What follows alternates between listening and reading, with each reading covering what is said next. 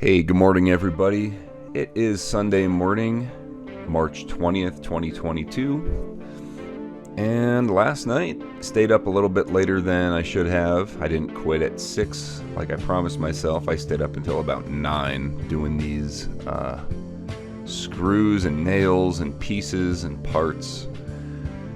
I just got sick of looking at my screw box there. It was all messed up. So I decided to go ahead and stop having to look at it. So I figured, why not? It's going to be a process. I might as well set up the time lapse and do a quick video here. It's mostly drywall screws and wood screws and stuff. On the left there you can see the orange lid. In the middle there's little black and silver screws in the middle. Those are possibly guitar part screws, and everything else is pretty much just drywall screws and decking screws and nuts and bolts and stuff. So I'm really happy to finally have that cleaned up, and have a great day.